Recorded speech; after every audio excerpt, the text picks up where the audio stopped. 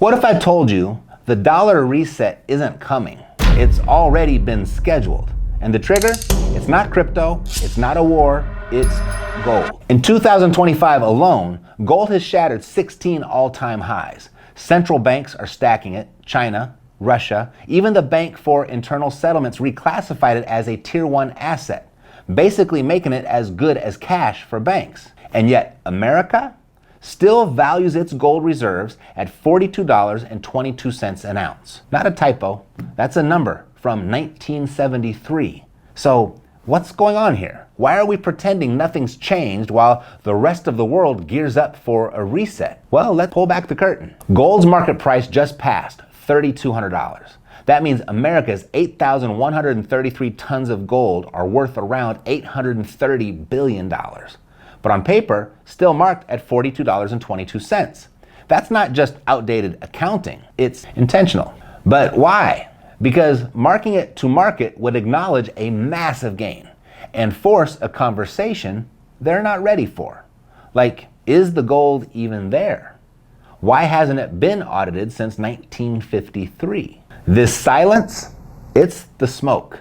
But what's the fire? Treasury Secretary Scott Bessent recently said, "We're not revaluing the gold." But that's the tell, because if they were, they'd have to audit it. They'd trigger inflation panic, and they'd blow up the illusion that the dollar is backed by more than just faith. Because here's what we know when it comes to stuff like this.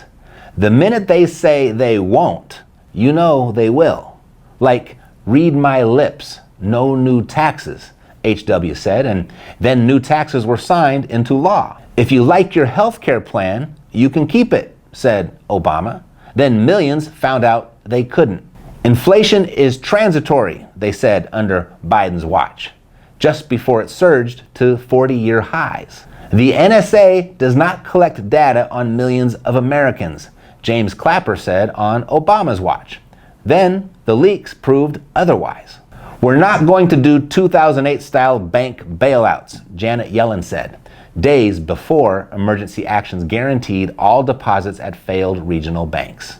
And regarding Afghanistan, Joe Biden, no circumstance where you see people lifted off an embassy roof, followed by the chaotic mass evacuations from Kabul airport just weeks later. And now, Scott Bessent, we're not revaluing the gold. So what are they really preparing for? Let's talk some moves that the media won't. Basel III reclassifies physical gold as a zero-risk asset for banks. BRICS, working on a new currency backed by a basket of commodities, led by gold. Central banks, net buyers of gold for 11 straight quarters. China and Russia are leading the charge. They're not stacking for fun, they're repositioning. Because when trust in the dollar breaks, and it likely will, something else needs to rise. And history shows gold fills the vacuum. There is no single day circled on a calendar, but the pieces are moving. Digital currencies prepped by central banks. Trust in treasuries fading. America's debt passing $37 trillion. And now, global demand for an alternative reserve asset. The reset won't be announced. It'll be obvious. Because once confidence breaks, everything reprices. Gold becomes the trigger. Real estate becomes the shield. Bessent isn't talking gold. He's talking land, energy leases, government assets. Some speculate the Treasury is planning a sovereign wealth fund, without admitting we're already insolvent. Because if they revalue gold, they reveal the truth. If they don't, they delay collapse a little longer. But this delay is also your window.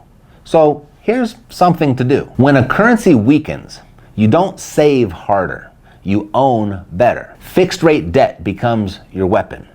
Cash flowing real estate becomes your shield. And assets the government can't print or confiscate become your freedom. Gold is insurance. Real estate is freedom. It pays you every month. And in a system shifting under our feet, cash flow is the new gold. So here's the blueprint I'm following to give you an idea. First, secure your foundation with physical gold and silver. Allocate 5 to 15% of your net worth to physical gold and consider adding some silver. We're talking about tangible coins or bars from reputable dealers, stored securely where you can access them. Gold is your ultimate financial insurance. It's a monetary asset that has preserved wealth for millennia, outside the control of any single government or bank. In a currency reset, its historical role is to maintain purchasing power when fiat currencies are repriced or lose trust. Silver, often called poor man's gold, is more volatile but offers similar protective qualities and could be crucial for smaller, everyday transactions if the monetary system faces severe disruption. This isn't about getting rich quick, not by any means. It's about wealth preservation and having a universally recognized store of value when traditional financial assets are questioned. Second, strategically weaponize fixed rate debt. If you're going to hold debt, ensure it's long-term and fixed rate, ideally attached to an income-producing or essential asset, like a home or a rental property. In an inflationary environment or a scenario where the dollar is devalued, fixed-rate debt becomes significantly easier to service over time. You see, you're repaying that loan with dollars that are worth less than the ones you borrowed. This is one of the few scenarios where debt can powerfully work in your favor, effectively decreasing your debt burden as the currency weakens. Avoid variable rate debt like the plague, though, as rising rates in a volatile environment could crush you. The key is that the debt must be serviceable and tied to something of lasting value. Third, invest in tangible, cash-flowing real assets, especially real estate. Acquire income-producing real estate or other tangible assets that provide consistent cash flow and have intrinsic utility. Real estate provides shelter, a primary need, and can generate rental income that typically adjusts with inflation. As the value of the dollar potentially erodes, the nominal value of your property and the cash flow it generates in those depreciating dollars is likely to rise. This cash flow becomes your lifeline, your new gold, as we said, providing liquidity and income. Unlike paper assets, it's tangible, can't be arbitrarily diluted by printing presses, and it meets a fundamental human need. Due diligence is critical, so focus on location, property condition, and conservative cash flow projections. Fourth thing, build financial agility with non-traditional strategies. You need to educate yourself on and cautiously implement creative financing and alternative asset strategies.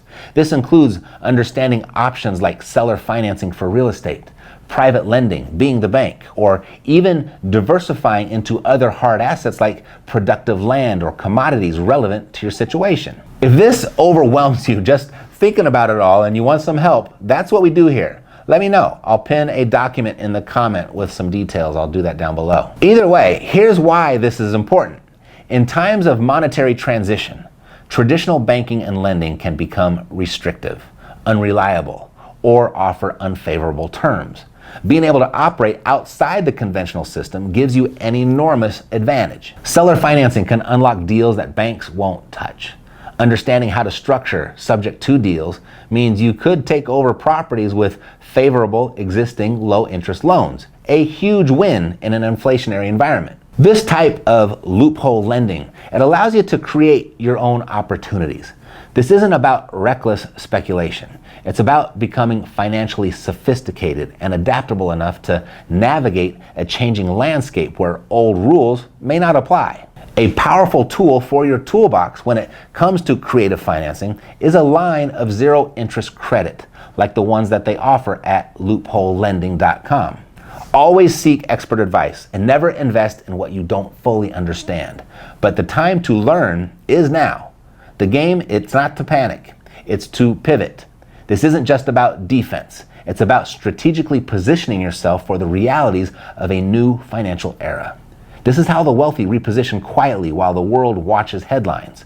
They prepare, they adapt, and they act. Every headline, every denial, every reclassification, it's all pointing to one thing: a quiet countdown that ends with the dollar being something very different than it is today. Thanks for watching. I'll see you next time. Take care.